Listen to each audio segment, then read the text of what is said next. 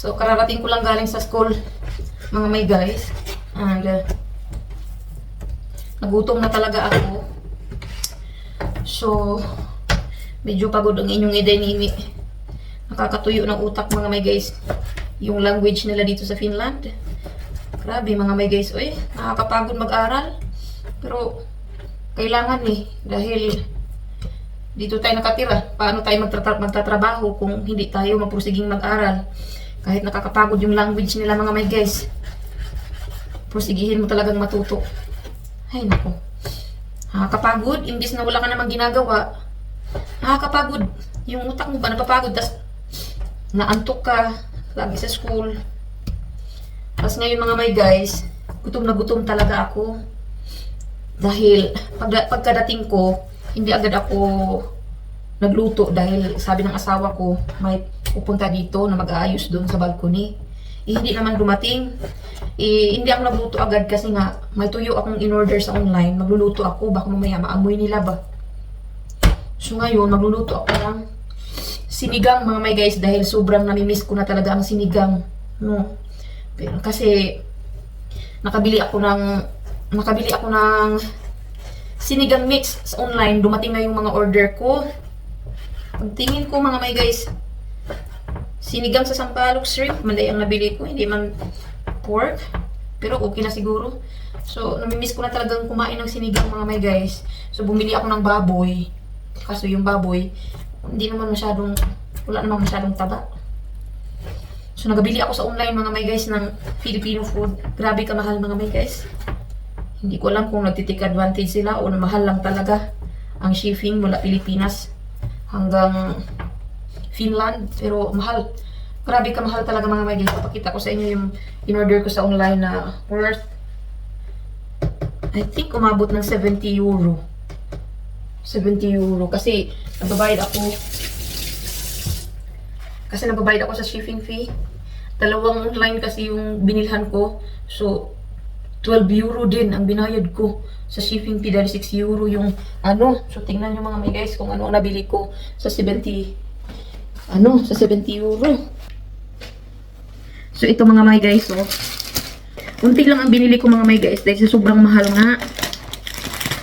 Ito, magto 2 euro din to. So, kung i-convert mo siya sa piso, 122. Kasi 61 na yung rate ng peso ngayon eh. Tapos ito, Mango Graham. Ay, Graham biscuit kasi nga, nag-order ako nito. Matagal ko itong inantay dahil na out of stock sila. Kasi nga, birthday ni mother ngayong 17. Magagawa ako. Mahal din to, mga may guys. Nakalimutan ko lang kung magkano. Pero kung sa peso, nasa mga 300 peso. Ganun. Tapos bumili din ako ng sinigang. Kaso ang nabili ko naman na sinigang is shrimp. Pero okay na siguro yan.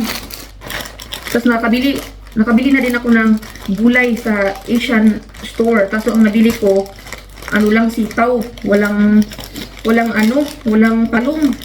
Kasi gusto ko sana bumili dito lang. Kaso iba man ang talong nila dito. Pundol ba? Nga, maliit. Pundol nga mataba. Hindi ko maintindihan. Pero mahal kayo, mga may guys.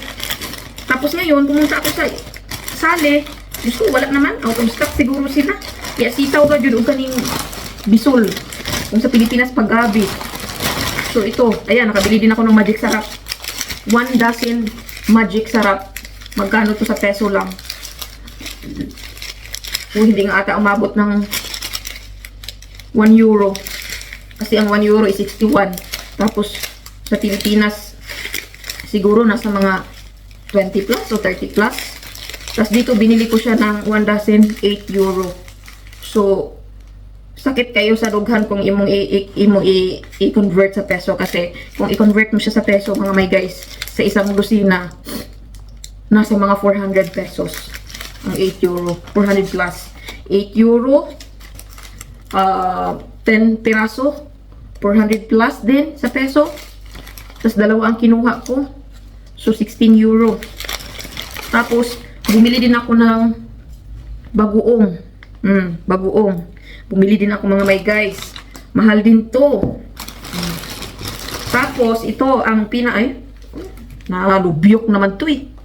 ito, bumili ako ng isa lang talagang dilata apritada kasi mahal din. 8 euro. Sa peso, ano lang to? Mga 30 pesos. Pero dito, bininta nila ng 8 euro.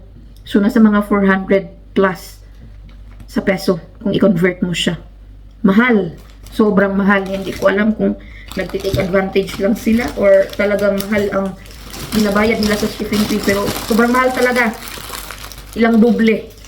No? Pero wala tayong magagawa kasi nagki-cravings tayo. Kaya bibili na lang natin. So, ito siya lahat worth 70 plus euro.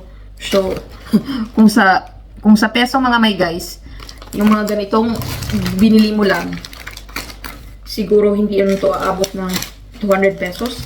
Pero ito worth 70 euro, worth 3,000 or 4,000. Oh, something like that. Or 4,000 na to sa peso. Pero wala tayong magagawa kasi iba eh. Iba dito eh.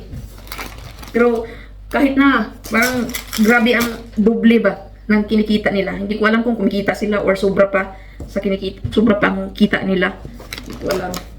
Pero wala tayong magagawa kasi nagki-cravings tayo. Bibili na lang natin. So, ayun mga may guys, magluto na ako ng sinigang. So, yung sinigang ko, ang meron lang talaga isitaw at saka gabi. Yun lang. Wala na. Ewan ko eh.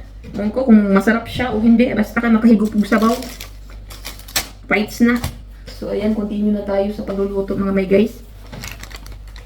So yun guys, hindi talaga ako mapalagay no nga ang mga ingredients kulang-kulang. Pumunta talaga ako sa ibang store para makabili lang ng talong mga may guys. Actually, hindi na sana ako bibili. Kaso pagtingin ko sa rep, wala din kamatis. Kaya ayan, napapatakbo ako sa ibang store talaga dahil nga minsan nga lang tayo kakain ng sinigang. Kulang pa ng ingredients. Kaya kahit gutom na ako mga may guys, pumunta talaga ako para bumili lang ng talong at saka spinach. Kasi wala tayong kangkong, kaya spinach ang ipalit natin mga may guys. Hello guys! So sa wakas, nabili ko rin yung kailangan ko. Talagang kahit pagod at gutom na ako, pinuntahan ko talaga yung ibang store para lang makabili ng kamatis. Tsaka spinach. Wala kasing kangkong mga may guys, kaya spinach na lang ang ipalit ko. So, magluluto na ako dahil gutom na ako. So, ito yung ano nila, eggplant nila dito mga may guys, oh. Ibang-iba siya sa eggplant. Ibang-iba siya sa talong natin sa Pilipinas. Ayan. Malaki na busok. Ganito yung ano nila talong. Medyo hindi ko nga masyadong, hindi ako napili ng maayos, oh. Pero okay na to. Hindi ko to uubusin kasi sobrang dami lang. Ako lang naman mag-isa eh. So, ayun. Finally, nakabili din ako. Dahil hindi talaga ako mapalagay. No? Actually, ayoko sanang pumunta talaga. Kaso, pagtingin ko, wala din kamatis. Okay na lang sana kung may kamatis. Nung pagtingin ko na walang kamatis, doon na ako nakapag-decide na bibili na lang ako sa ibang store. Buti na lang at may kamatis doon at may talong. Kaya, ayan. Magluluto na tayo mga may guys. Dahil talagang cravings na si Inday Nini sa kanyang paboritong sinigang. At tagal na rin ako hindi nakakain ng sinigang mga may guys. I hope itong shrimp na sinigang sa sinigang sa sampalok. Ano ba yun? Tama ba yung pagkasabi? Sana nga masarap to. Paano ba siguro ganito din. Yan. Tapos ito yung nabili kong bisol. Buti lang talaga at may bisol ako din. No, ang kulang lang talaga is radish. Wala naman kasing radish dito mga may guys. Hindi ko lang alam kung sa ibang store, pero yung store dito sa amin malapit at saka doon malapit sa school ko, tumingin ako talaga doon, walang radish. Kaya okay na siguro pag may maasim, okay na yan. No, radish lang naman ang kulang at saka kangkong. At saka okra pa pala. Wala kasing okra din dito eh. Sa Asia, naghanap ako nung pumunta ako. Wala rin okra. Sitaw lang. So, ang wala, okra, kangkong, at saka radish. Pero okay na to. Hindi naman yung kakulangan sa timpla. Ang importante, masarap pagkatimpla, di ba? So, yan guys. Ito yung sitaw ko. Nabili ko to din sa Asian store. Ito lang din binili ko kasi mahal. At saka baka masira lang din. Gusto ko sana na bumili yung maramihan ba. Kaso walang maramihan nga. Usa ka inana jud ba. Mga inani lang tapos mahal pa. Nung kay mag-ano sana ako ba, magadubong sitaw. Wala eh. Eh ito lang. Tapos bisul. Yan, bisul, gabi. Yung sa probinsya pa gabi. Sa Manila pa gabi ang tawag nila sa Tagalog. Pero ito bisul, mali sa tuwa. Ay, di kamayo. Yan, bisul. Dalawa lang din ang ginano ko. Ayan, so magluluto muna ako mga may guys. Update ko kayo pag naluto na mamaya ng aking sinigang. So yun guys, ito na po yung sinigang ko at malapit na itong maluto. So marami-rami mga may guys, ilang kain ko din to. Siguro baka mga 3 araw tong kain ko na to. Mga 3 araw din ang kain ko nito mga may guys. So ayan mga may guys, ready na ang ating sinigang. And then magluluto din ako ng tuyo para i-partner ko sa sinigang. So ayan. So, hello guys! So, ngayon tapos na akong kumain mga may guys. Sobrang busog na busog talaga ako. Sobrang satisfied ako sa niluto kong sinigang. Ang sarap talaga ng Filipino food mga may guys. So, ngayon lang ulit ako nakakain ng sinigang for after 1 year. No, buti na lang at nakahanap ako ng mga sangkap mga may guys. So, ayun mga may guys, bago tayo mag-start hala, uy, sobrang taba ko na talaga mga may guys. Tumaba talaga ako dito sa Finland. Grabe. Paano ba naman kasi laging kumakain? Paano na tayo mag-diet nito, no? So, ayun. Nagchika-chika tayo mga may guys. Kasi may nagtatanong sa akin kung nag-aaway ba daw kami ng aking asawang afam. Of course, nag-aaway kami, Chay. Grabe yung pag-aaway namin, Chares. Joke lang. So, yes, nag-aaway kami mga may guys. Kasi normal lang naman yan sa mag-asawa, ang mag-aaway. Pero, ang grabe talaga yung unang taon ng aming pagsasama. Grabe yung adjustment na ginawa namin sa bawat isa. Mga enjoy. No? Yung talagang nagkikilanlanan pa lang kayo sa mga ugali nyo sa bawat isa. Siyempre, hindi kayo magkalahi. Foreigner siya, Pinay ka, masyado kang ma-emotion. Sila namang mga foreigner, hindi sila masyadong emotional mga may guys. Kaya sa mga girls diyan, mga Pinay diyan na mahilig mag-emote, mahilig mag-drama, mahilig magtampo, ma-pride, hay nako mga Inday. Maghanda na kayo kung gusto niyo mag-asawa ng foreigner. Kasi, yung foreigner mga may guys, kunyari mag-away kayo, after nyo mag-away, parang wala na yan sa kanila. Wala na yan. Minuto lang yan na wala na. Pero ikaw, dinamdam mo pa. Ang tagal pang mawala. Kaya talagang kung makapag-asawa ka ng foreigner, praktisin mo yung, yung matigas na puso mo. Ganun. Pero, iba sila magmahal, mga my guys. Ganun lang talaga sila kasi ganun yung kinalakihan nila eh. Foreigner sila eh. Siyempre, hindi natin pwedeng kontrolin sila. Ang maganda lang kasi sa asawa ko, mga my guys, is nag-open up siya. Yung baga tinatanong ka, ano ba ang ayaw mo sa ugali ko?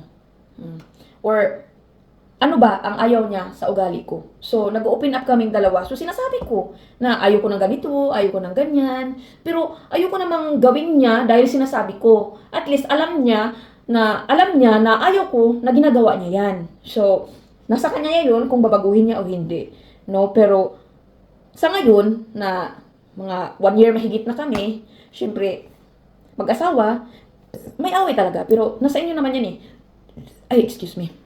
Nasa inyo naman yan eh. Nasa inyong dalawa yan kung paano nyo i-handle yung relasyon yung dalawa. Pero, kami kasi ng asawa ko, hindi talaga kami madalas mag-aaway kasi hindi naman kasi ako palaaway. Hindi din siya palaaway. So, ang madalas naming pag-aawayan yung talagang language barrier.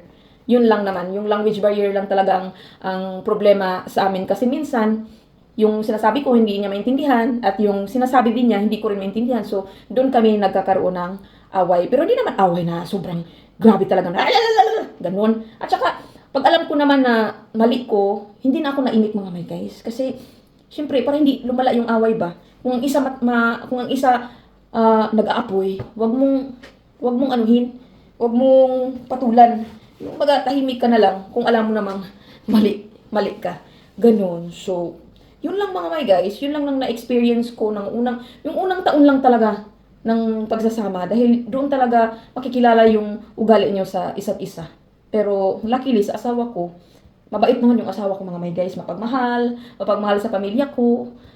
Yung away, considered na yan as mag-asawa, no? Kasi Pinoy na eh, magkapareho ang lahi pero nag-aaway na. So it's normal lang yan mga my guys. As long as hindi ka sinaktan physically, kasi iba na yan pag sinaktan ka physical. No, baka mamaya aabot pa sa, alam niyo na, di ba? So, ang mahalaga, yung hindi kayo sasaktan physical. Yun talaga ang importante kasi, syempre nakakatakot, di ba? Kasi maraming mga foreigner ngayon na, pinapatay yung kanilang mga asawa. So, lucky ka kung makatulong kag asawa na buutan, di ba? So, it's considering lang naman na mag-aaway talaga ang mag-asawa mga my guys. It's normal. No? So, yun lang ang experience ko mga my guys. So, thank you for watching. Char. Bitaw mga my guys. Salamat sa inyong panonood sa aking vlog, no? So, until next vlog again. So, see you next vlog mga my guys. Thank you for watching. Bye. God bless us all.